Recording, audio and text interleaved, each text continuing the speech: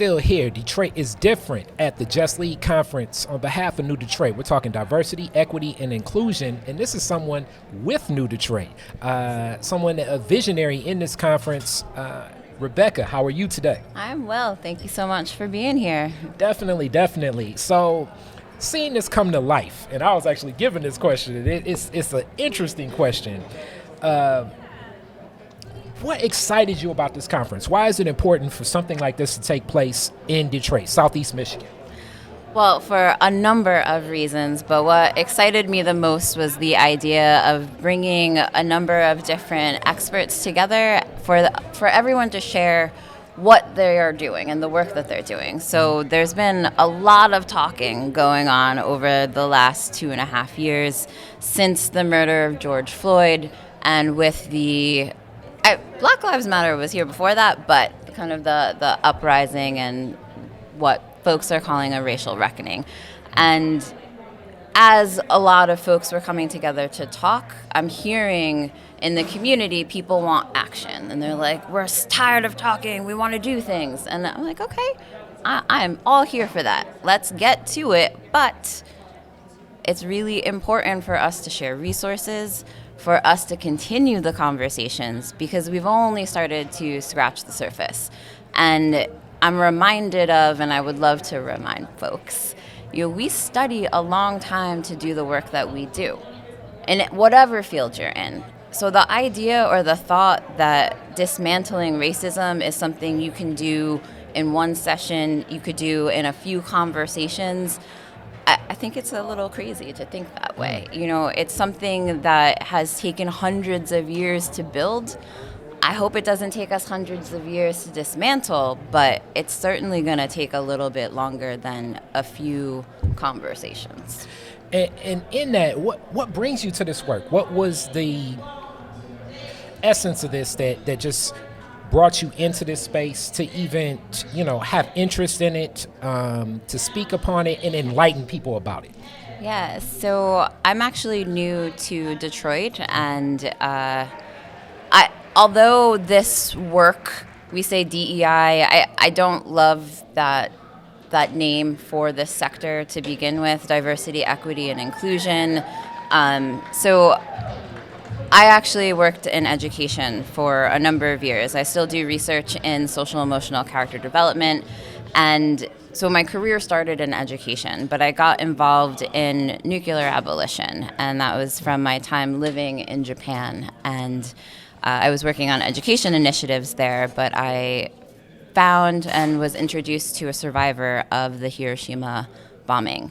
And hearing his life story and hearing the true impact of nuclear weapons and understanding also the colonial and imperialistic implications of how nuclear weapons were even created, there are such huge racial undertones in that space. So I got very, very deeply involved in the nuclear abolition space.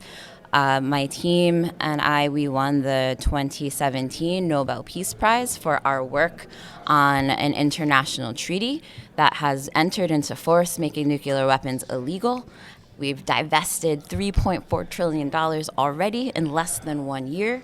And the reason I say all of this is the work that I've always been doing, I've focused on race, but I was never able to talk about it openly. It was something we kind of had to stick in there because it wasn't a conversation people were ready to have, in all honesty.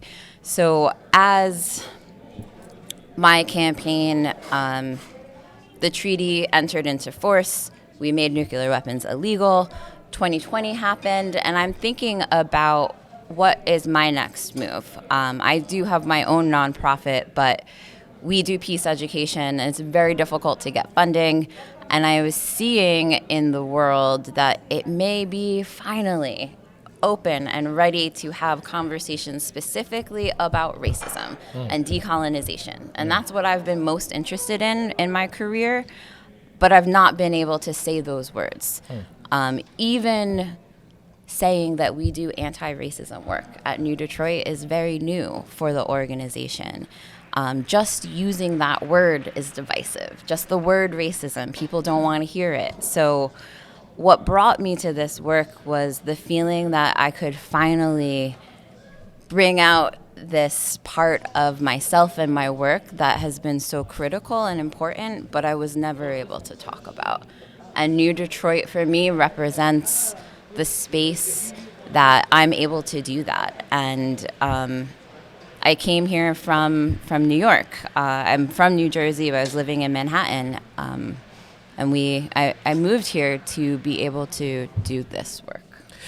And I just definitely thank you for giving us a macro down to the micro of how you ended up in this space and your passion for this. And it's been on your heart. And essentially you see it as education, which it is. So when we speak about education, tools, you're given tools in education. What are the tools that you hope, and as you say, it's not in a day, but what are some tools that you see people walking away with, especially when we think of the breakout sessions? Absolutely. And even the, I guess, collective sessions as well. What are some of those tools? So the things that we hope folks walk away with, one is a curiosity to do more. So again, as we were saying, this isn't something that you can't just check a box or read one book. So we hope that we've sparked curiosity so that you can dig deeper into all of these different sectors, because they are all interconnected and they all feed on or off of one another, all of our systems. So also bringing in the understanding of intersectionality. And that's what we hope folks are walking away with, a deeper understanding of maybe the space where they specifically occupy, but then also the connections to all of the other issues and how we can work together to actually solve them. I truly believe we are not able to solve any of our social issues in a vacuum.